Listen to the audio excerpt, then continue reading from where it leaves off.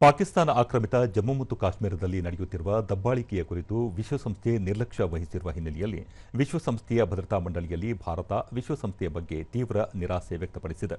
ವಿವಾದಗಳ ಶಾಂತಿಯುತ ಇತ್ಯರ್ಥಕ್ಕಾಗಿ ಕಾರ್ಯವಿಧಾನಗಳನ್ನು ಬಲಪಡಿಸುವ ಕುರಿತು ವಿಶ್ವಸಂಸ್ಥೆಯ ಭದ್ರತಾ ಮಂಡಳಿಯ ಮುಕ್ತ ಚರ್ಚೆಯಲ್ಲಿ ಮಾತನಾಡಿದ ವಿಶ್ವಸಂಸ್ಥೆಯಲ್ಲಿ ಭಾರತದ ಖಾಯಂ ಪ್ರತಿನಿಧಿ ರಾಯಭಾರಿ ಹರೀಶ್ ಪರ್ವತನೇನಿ, ಇತರ ದೇಶಗಳಲ್ಲಿನ ಇದೇ ರೀತಿಯ ಬೆಳವಣಿಗೆಗಳನ್ನು ವಿಶ್ವಸಂಸ್ಥೆ ತೀವ್ರವಾಗಿ ಟೀಕಿಸಿದರೂ ಪಾಕಿಸ್ತಾನದಲ್ಲಿನ ಅಂತಹ ದಬ್ಬಾಳಿಕೆಗೆ ಸರಿಯಾಗಿ ಗಮನ ನೀಡಿಲ್ಲ ಎಂದು ಆರೋಪಿಸಿದರು. ಚರ್ಚೆಯ ಸಮಯದಲ್ಲಿ ಜಮ್ಮು ಮತ್ತು ಕಾಶ್ಮೀರದ ಕುರಿತು ಪಾಕಿಸ್ತಾನದ ಹೇಳಿಕೆಗಳಿಗೆ ಪ್ರತಿಕ್ರಿಯಿಸಿದ ಪರ್ವತನೇನಿ, ಪಾಕಿಸ್ತಾನ ಆಕ್ರಮಿತ ಜಮ್ಮು ಮತ್ತು ಕಾಶ್ಮೀರದ ಜನರ ಹಕ್ಕುಗಳನ್ನು ವ್ಯವಸ್ಥಿತವಾಗಿ ಹತ್ತಿಕ್ಕುತ್ತಿದೆ ಎಂದು ತಿಳಿಸಿದ್ದಾರೆ.